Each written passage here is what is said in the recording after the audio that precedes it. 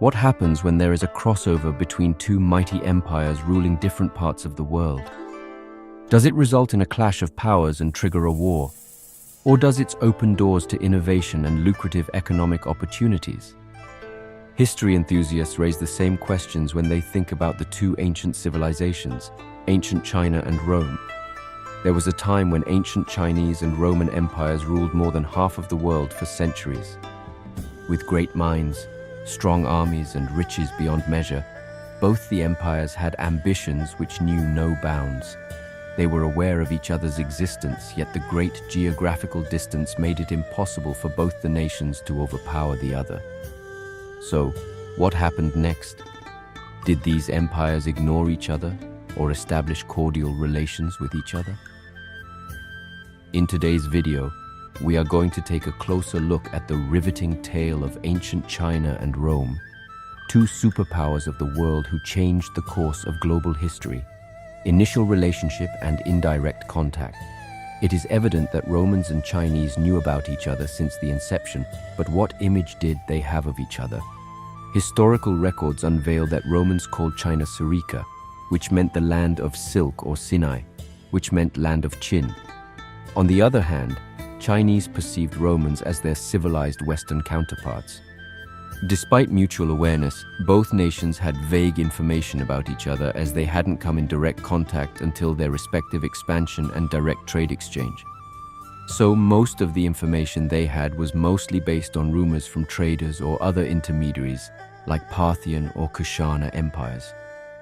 The great distance, treacherous landscape, along with these intermediaries in between, greatly inhibited direct contact between both the nations. At the beginning of the 1st century CE, silk was one of the most prized commodities in Rome and among the aristocracy, which opened the doorway to trading activities through the iconic Silk Road and sea routes. There was a constant flow of goods on both sides, yet the nations continued to have limited knowledge about each other. An unsuccessful expedition. Since both the nations were occupied in defeating their respective enemies and strengthening themselves, it took too long to establish formal relations and come into direct contact. However, by the middle of the 1st century, when the Chinese army under the command of Bao Chao conquered Tarim kingdoms and brought about a large part of the Silk Road called Taklamakan Desert under their control. This is how they finally reached the northeast borders of Roman enemies Parthia. Finally, Bao Chao sent an ambassador called YING to find out more about the western parts. This raised fears among the Parthian Empire due to a potential alliance between China and Rome. However, the Chinese embassy continued to travel across the Parthian territory and finally reached the Persian Gulf. Although it was possible to reach the Roman border in Syria within weeks, Yugioh took a different route. He decided to sail from Arabia to Roman Egypt.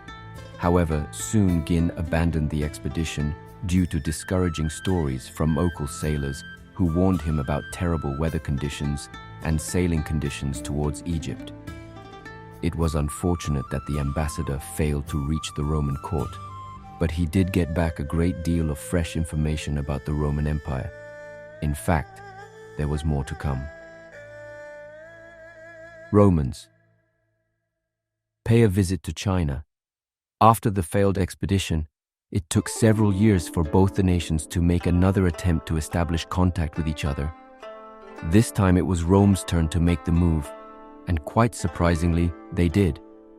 In 116 CE, the Chinese lost control over Tarim territories, and their new successor withdrew his army from Mesopotamia. However, Romans were still intrigued with the far eastern regions, and Roman explorers began traveling all the way to China via the Silk Road. According to the accounts of notable geographer Ptolemy, a group of Romans finally reached the land of Ceres and stepped in the great city of Syrica. Many believe it could be the Han capital Luoyang. We can say the expedition of Ban Chao didn't completely fail. Breakthrough moment. Finally, in the mid of the 2nd century, there was a turning point in the history of Roman-China relationships. A breakthrough moment we all have been waiting to witness. The powerful Roman Empire expanded their influence into the Middle East and allowed them to engage in various trading activities in the vast Indian Ocean.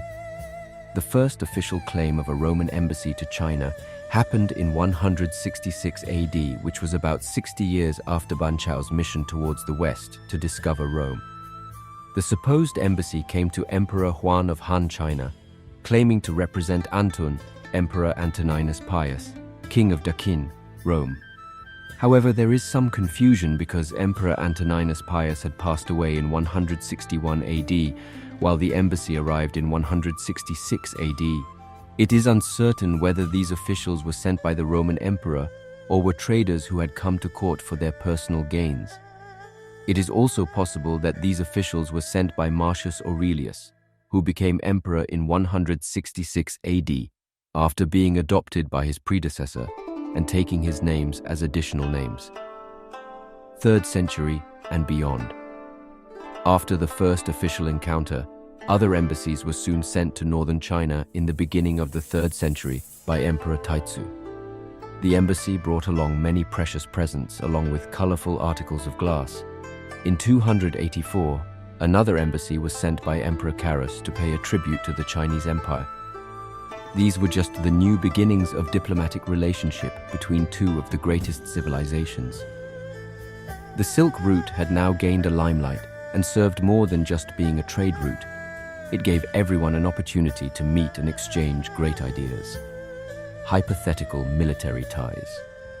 According to modern historians and their recent discovery in 1941, there is a possibility that Roman prisoners of war who were relocated to the eastern borders of the Parthian Empire might have interacted with the Han's troops.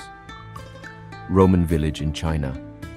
Way back in 53 BC, around 10,000 Romans lost the battle against Parthians and were sent to Margiana.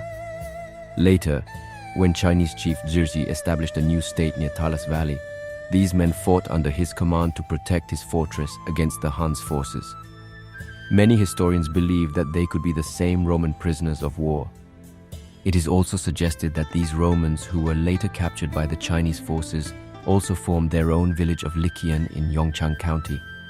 However, there's still insufficient evidence to support these accounts. There we have it, folks.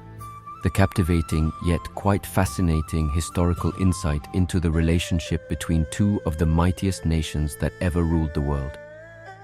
Despite the geographical divide, the Silk Road, philosophical ideals, diplomatic missions, artistic exchanges, and technological innovations all contributed to a remarkable closeness between these two great civilizations. So next time you ponder the past, remember the captivating ties that bound ancient China and Rome and how they continue to inspire our world today. On that note, we are wrapping up today's video. If you enjoyed the historical saga, give this video a thumbs up. We would like to hear your valuable thoughts on our video in the comments section below. Don't forget to share our videos with your friends and family who are history enthusiasts and would enjoy the Emperor's captivating tale. To keep an eye on the daily dose of fascinating historical facts and happenings around the world, smash the subscribe button. We will see you soon with another interesting video.